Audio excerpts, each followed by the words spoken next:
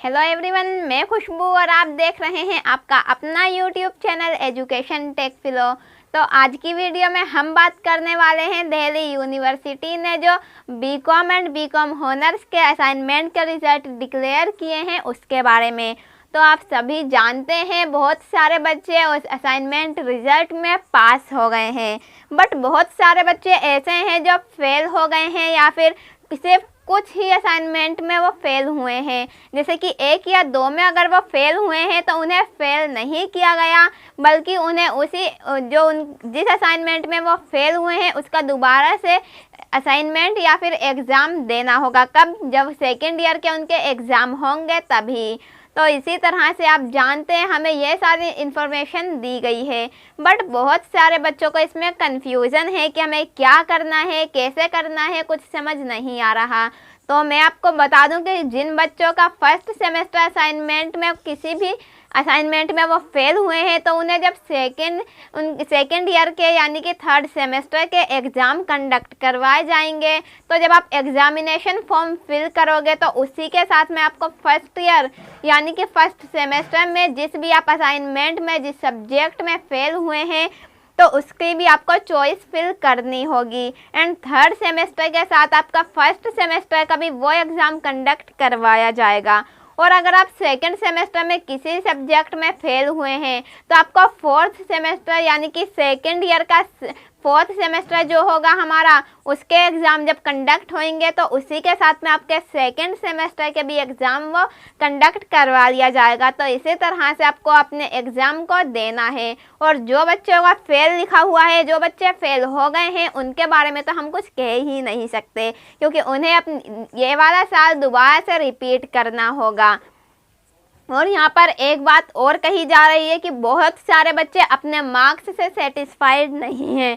उनका कहना है कि हमने असाइनमेंट बहुत अच्छी तरह से बनाए थे, या फिर अगर असाइनमेंट की जगह हमारा एग्ज़ाम होता तो बहुत अच्छे मार्क्स हम गेन कर सकते थे। तो इसलिए बहुत सारे बच्चे अपने मार्क्स को देखकर नाखुश हैं।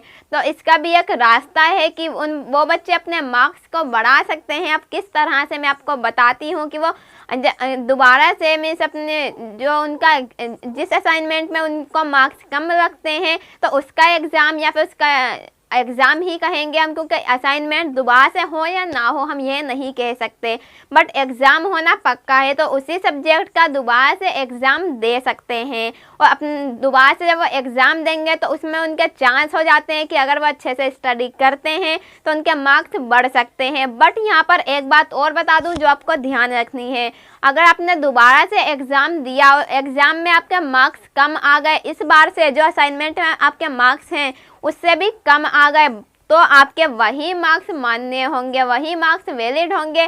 फिर आप यह नहीं कर सकते कि आप असाइनमेंट वाले जो सब्जेक्ट में नंबर आए थे, आपके जो मार्क्स आए थे, आप उसको बताएं। तो जो आप इसीलिए आप सोच समझ कर एग्ज़ाम दीजिएगा दोबारा से, कि अगर आपको लगता है कि आपके नंबर्स बहुत कम हैं, इससे ज़्यादा आप नंबर ला सकते हैं, जब आप बिल्कुल श्योर हो 100% तो तभी आप ये दोबारा से एग्ज़ाम दीजिएगा। अदरवाइज़ मैं आपको यही सलाह दूँगी बिल्कुल भी नहीं, क्योंकि ऐसा होता है कि इस बार तो हमारे मार्क्स फिर भी अच्छे आ गए, बट जो हम सेकेंड टाइम एग्ज़ाम देंगे उसमें हमारे मार्क्स और ज़्यादा लो हो जाते हैं। और अगर हम बात करें इसी बारे में कि आपको किस तरह से अपना एग्ज़ाम दोबारा से देना है, तो उसके लिए आपको एक फॉर्म फिल करना होगा। अब फॉर्म फिल करने के लिए आपको दिल्ली यूनिवर्सिटी जाना होगा, अपने घर से बाहर निकलना होगा। अगर आप अदर सिटी से हैं, अदर स्टेट से हैं, तब भी आपको दिल्ली आकर ही वो फॉर्म फिल करना होगा, जो कि आपका री एग्ज़ाम फॉर्म होगा, री सबमिशन फॉर्म होगा। तो उसके लिए क्या क्या मीन्स हमें क्या क्या डॉक्यूमेंट्स की ज़रूरत पड़ेगी तो वो भी मैं आपको बता देती हूँ। तो जैसा कि आपको आपके एडमिट कार्ड उसमें आपको वैलिड होगा, जो आपका एडमिट कार्ड असाइनमेंट बनाते में आया था, असाइनमेंट स्टार्टिंग से पहले आया था, तो उस एडमिट कार्ड की आपने स्क्रीनशॉट ले लिया होगा। अगर नहीं लिया तो आपको थोड़ी प्रॉब्लम हो सकती है। तो तो उसी एडमिट कार्ड को आपको उस फॉर्म के साथ लगाना होगा एंड अपने रिजल्ट को। अब रिजल्ट क्या, जो आपको ये बीकॉम एंड बीकॉम ऑनर्स का रिजल्ट दिया गया है, तो जिस पेज पर आपका रिजल्ट है उसका आप स्क्रीनशॉट लेकर दें उसकी आप फोटोकॉपी लगा सकते हैं। उसका प्रिंट आउट निकलवा के आपको वो फॉर्म के साथ लगाना होगा एंड कुछ और भी डॉक्यूमेंट्स वैलिड होंगे। तो जब आप दिल्ली यूनिवर्सिटी जाएंगे ये फॉर्म फिल करने के लिए, तब आपको सब कुछ बता दिया जाएगा, तो कोई भी प्रॉब्लम आपको नहीं होने वाली। तो फिर आपको समझ ही आ गया होगा कि किस तरह से आपको ये पूरा प्रोसेस करना है। और बाकी बात रही BA program and BA honours and other courses के रिजल्ट की, तो वो भी जल्दी ही डीयू की वेबसाइट पर रिलीज कर दिया जाएगा। और जैसे ही हमारा रिजल्ट डिक्लेयर होगा तो आपको मैं एक बार फिर से नई वीडियो में देखने को मिल जाऊंगी। तो आई होप कि आज की वीडियो भी आपके लिए बहुत ही ज़्यादा यूज़फुल रही होगी एंड अगर थोड़ी सी भी यूज़फुल रही हो तो लाइक ज़रूर करें और सब्सक्राइब तो आपने हमारा चैनल कर ही दिया होगा। अगर नहीं भी किया तो कोई बात नहीं, अब कर दीजिए। तो मिलते हैं फिर अपनी नेक्स्ट वीडियो में। आज की वीडियो में बस इतना ही। So thank you for watching Education Tech flow.